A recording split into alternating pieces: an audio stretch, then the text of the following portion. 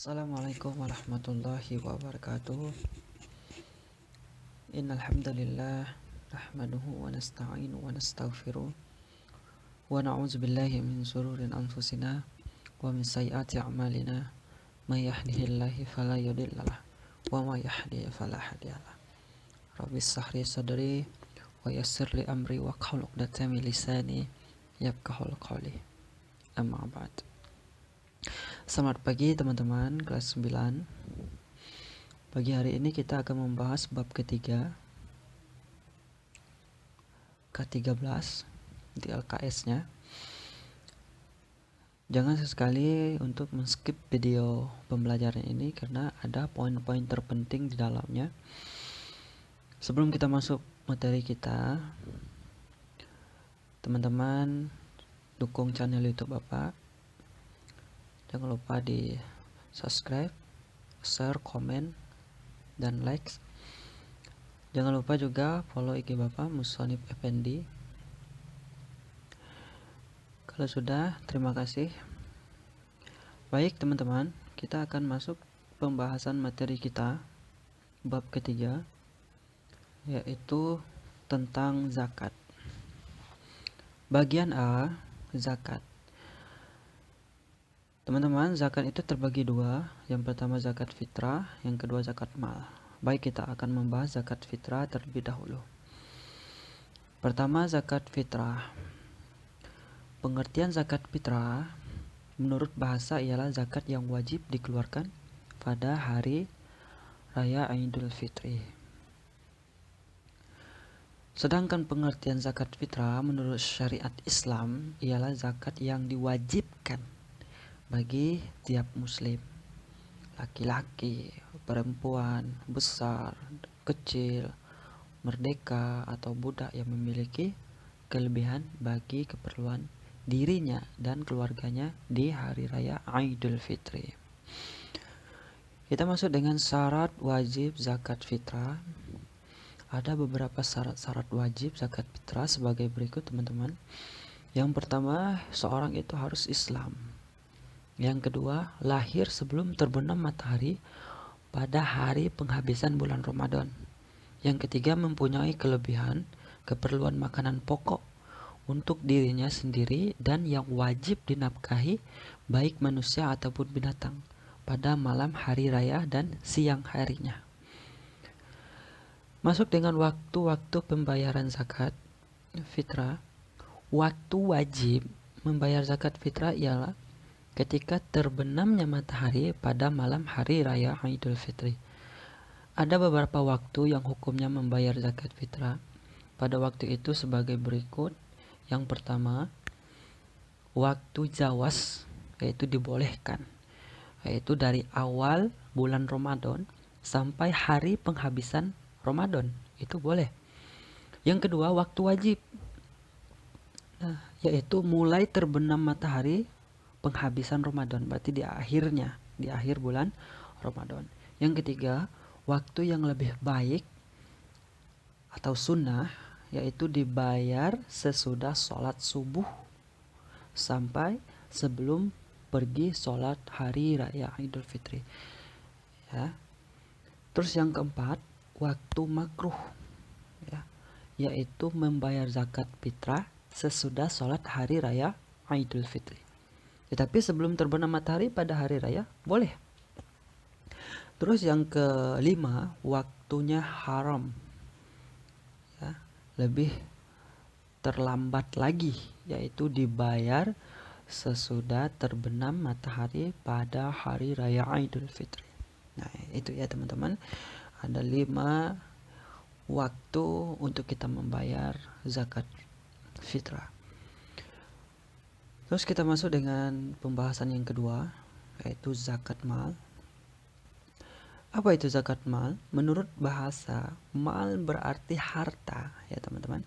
Sedangkan menurut istilah syara', ya, mal atau harta adalah segala sesuatu yang dapat dimiliki setiap orang, digunakan dan diambilkan manfaatnya secara umum. Zakat mal adalah zakat atas harta kekayaan tertentu berupa binatang ternak, hasil tanaman atau buah-buahan, emas, perak, harta perdagangan, dan kekayaan lainnya yang wajib dikeluarkan untuk memberi kepada orang yang berhak menerimanya. Nanti kita bahas siapa-siapa aja orang-orang yang berhak menerima zakat ini. Dalam Al-Quran Allah telah menjelaskan, Quran surat At-Taubah ayat 103 yang berbunyi, Bapak baca ayatnya sedikit. A'udzubillahi minasyaitonirrajim. Bismillahirrahmanirrahim. Khudz min amwalihim sadaqatan tutahhiruhum wa tuzakkihim. Yang artinya, apabila zakat dari harta mereka guna membersihkan dan menyucikan mereka. Quran surat At-Taubah ayat 103. Berarti kita mengeluarkan harta kita itu untuk menyucikan harta kita. Nah, bagian A, syarat wajib zakat mal. Apa aja syaratnya? Yang pertama, tentu seorang ini orang yang Islam. Nah, yang kedua, merdeka, bukanlah budak. Maksudnya merdeka itu bukanlah budak. Yang ketiga, hak milik yang sempurna. Jadi harta itu milik dia, bukan milik orang. Ya. Yang keempat, telah sampai nisabnya atau batas seseorang berkewajiban mengeluarkan zakat tersebut. Yang kelima, masa memiliki sudah sampai 1 tahun. Misal seorang muslim ini, dia mempunyai peternakan sapi, domba, ikan lele, semuanya ya, peternakan ayam, bebek gitu. Itu peternakannya itu sudah sampai 1 tahun. Nah, selain tanaman dan buah-buahan. Nah, kalau tanaman dan buah-buahan itu kan tidak sampai 1 tahun, 1 bulan pun dia sudah banyak, sudah panennya banyak. Nah, begitu. Jadi kalau sudah panennya banyak, boleh dikeluarkan zakat malnya. Bagian B, rukun zakat mal. Apa saja rukun-rukunnya? Yaitu yang pertama niat. Ada niat untuk mengeluarkan zakat. Kalau tidak ada niat, itu jadinya sedekah. Nah, yang kedua, orang yang berzakat. Ada orang untuk mengeluarkan zakat. Yang ketiga, orang yang menerima zakat. Ada orang yang menerima zakat. Apa yang kita keluarkan itu ada orang yang menerima. Yang keempat, barang yang dizakatkan. Ada barang untuk dizakatkan. Seperti domba, ikan, dan seterusnya. Baik teman-teman, kita masuk dengan orang-orang yang berhak menerima zakat. Di dalam Al-Quran dijelaskan, Quran surat At-Taubah ayat 60. Bapak baca ayat sedikit. A'udzubillahi minasyaitonirrajim. Bismillahirrahmanirrahim. Innamas sadaqatu lil fuqara'i wal musakini wal 'amilina 'alaiha wal mu'allafati qulubuhum wa fir riqabi wal gharimin wa fis sabilillahi wa banis sabil faridatan minallah wallahu alimun hakim. Yang artinya, sesungguhnya zakat itu hanyalah untuk orang-orang fakir, orang miskin, amil zakat yang dilunakkan hatinya, atau mu'alaf, untuk memerdekakan hamba sahaya, untuk membebaskan orang-orang yang berhutang, untuk jalan Allah, dan untuk orang yang sedang dalam perjalanan. atau musafir sebagai kewajiban dari Allah. Allah Maha mengetahui, Maha bijaksana. Quran surat At-Taubah ayat 60. Penjelasan masing-masing golongan sebagai berikut. Orang-orang yang berhak menerima zakat itu ada 8 orang. Kita bahas satu persatu. Yang pertama, fakir. Fakir dalam golongan apa? Yaitu orang yang tidak mempunyai harta dan usaha karena kondisi tubuh yang tidak menunjang untuk bekerja, atau tidak ada orang yang menanggung kebutuhan hidup.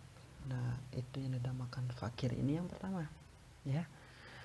Atau orang yang sudah lanjut usia, ya, dia anaknya sudah meninggal semua misalnya, ya. Itu ada, itu orang yang seperti itu. Dia tinggalnya di tempat yang sederhana, makannya cuma apa saja yang ada, itu yang dimakan. Nah, ini wajib kita melakukan zakat kepada orang tersebut. Yang kedua, miskin, yaitu orang yang mempunyai pekerjaan tetap tapi hasil yang diperolehnya tidak dapat mencukupi kebutuhan sehari-hari. Nah, dia mempunyai kerja tapi hasil pekerjaannya itu tidak mencukupi kebutuhan hari-hari karena anaknya 7, anaknya 8, 12 misalnya, gitu. Nah, ini kita berikan zakat mal kepada orang-orang yang tersebut. Terus yang ketiga, amil, yaitu orang yang bekerja mengurus zakat ini, ya, sedangkan dia tidak mempunyai upah selain dari zakat itu. Nah, upah itu gaji, ya teman-teman. Nah, boleh kita mengeluarkan kepada amil. Yang keempat, mu'alaf. Nah, mu'alaf ini ada 4 macam, yaitu yang pertama, orang yang baru masuk Islam, ya, sedangkan imannya belum teguh. Nah, boleh kita berikan zakat kepada mereka. Yang kedua, orang Islam yang berpengaruh dalam kaumnya, dengan memberi zakat akan menarik kaumnya untuk masuk Islam. Nah, jadi yang ketiga, orang Islam yang berpengaruh terhadap kafir. Kalau dia diberi zakat, umat Islam akan terpelihara dari kejahatan orang kafir. Nah, gitu. Jadi dia ini berpengaruh di saat dia kafir, ya. Terus dia masuk Islam. Nah, inilah orang yang kita berikan zakat. Boleh. Yang keempat, orang yang menolak atau menangani kejahatan orang yang anti zakat. Nah, jadi ada orang dia anti sama zakat itu. Nah, dia anti sama zakat. Jadi maksudnya kita sesekali kita berikan kepada orang tersebut. Nah, terus bagian kelima, hamba atau rikob, ya, hamba sahaya, yaitu hamba yang dijanjikan oleh tuannya untuk dimerdekakan dengan tebusan atau bayaran. Nah, itu boleh. Yang keenam, orang yang berutang, ya, garim dalam kurung. Ada 3 macam pula ini. Yang pertama, orang yang berutang karena mendiamkan 2 orang yang berselisih. Nah, jadi ada 2 orang berselisih nih, mau bacok-bacokan, mau bunuh-bunuhan, mau bantai-bantaian, ya. Jadi dia mendiamkan orang itu, memisahkan, jangan berantem, jangan begini, aku bayarkan hutangnya, gitu. Nah, itu boleh, ya. Terus yang kedua, orang yang berutang untuk kepentingan dirinya yang dibolehkan. Yang ketiga, orang yang berutang karena menjamin hutang orang lain, sedangkan dia dan orang yang dijaminnya tidak mampu membayarnya. Jadi, misal Bapak berhutang kepada si A. Hutang Bapak ini untuk menjaminkan si B, dan si B ini punya hutang nih. Nah, begitu. Kira-kira seperti itu contohnya. Terus yang ketujuh, sabilillah, yaitu Balan tentara yang membantu dengan kehendaknya sendiri, sedangkan dia tidak mendapat gaji atau biaya selama perang. Sabilillah adalah yang menafsirkan orang yang berjuang di jalan Allah dengan semua amal kebaikannya, rela dia ya, tanpa upah untuk mendekatkan dirinya kepada Allah tanpa upah. Dia membelakan agama Allah. Ketika agama Allah diolok-olok, dicaci maki, dia bela dengan ilmu yang ada, ya. Pembelaannya itu tidak ada gaji gitu. Nah, ini kita boleh memberikan kepada orang tersebut. Pokoknya intinya dia membela agama Allah dengan tidak ada gaji, tidak ada upah. Nah, boleh memberikan zakat kepada orang tersebut. Yang terakhir, Ibnu Sabil atau musafir, yaitu orang yang mengadakan perjalanan tidak untuk maksiat dan dia membutuhkan biaya perjalanan secukupnya, ya, karena dia kehabisan bekal, yaitu misal contoh dari Jakarta ke Depok, tujuannya dia niatnya perjalanan dari Jakarta ke Depok dengan jalan kaki, dengan bawa bekal seadanya, ya, tujuannya untuk ke Masjid Kuba Mas, seperti itu. Nah, separuh jalan bekalnya habis gitu. Apa yang dia bawa tadi habis, misalnya roti atau apa, habis. Nah, kita ketemu dengan orang seperti ini, kita tanya niatnya kemana, tujuannya kemana, kehabisan bekal, kita berikan zakat kepada orang tersebut. Nah, baik teman-temanku, kita masuk dengan hikmah zakat. Hikmah zakat ada beberapa pula yang kita dapat hikmah dari zakat-zakat tersebut, maupun zakat fitrah, zakat mal, kita dapat hikmahnya. Salah satunya yang pertama, mengurangi kesenjangan sosial antara mereka yang berada dalam mereka yang miskin. Yang kedua, silar amal jamaih antara mereka yang berada dengan para mujahid dan da'i yang berjuang dan bertakwa dalam rangka meninggikan kalimat Allah. Yang ketiga, membersihkan dan mengikis akhlak yang buruk. Dan yang keempat, alat pembersih harta dan penjagaan dari ketamakan orang jahat. Yang kelima, ungkapan rasa syukur atas nikmat yang Allah berikan. Yang keenam, untuk mengembangkan potensi umat. Yang ketujuh, dukungan moral kepada orang yang baru masuk Islam. Yang kedelapan, menambahkan pendapatan negara untuk proyek-proyek yang berguna bagi umat. Nah, inilah bab ketiga tentang zakat. Sudah selesai kita membahas bab ketiga, ya teman-teman. Untuk itu semoga video kali ini bermanfaat untuk kita, untuk Bapak pribadi, untuk kalian semua, sahabat-sahabat, teman-teman, orang tua, ya. Dan apa yang kalian dapat pada pembelajaran ini mudah-mudahan bisa diamalkan. Terima kasih. Wallahu muwaffiq ila aqwamit thoriq. Wassalamualaikum warahmatullahi wabarakatuh.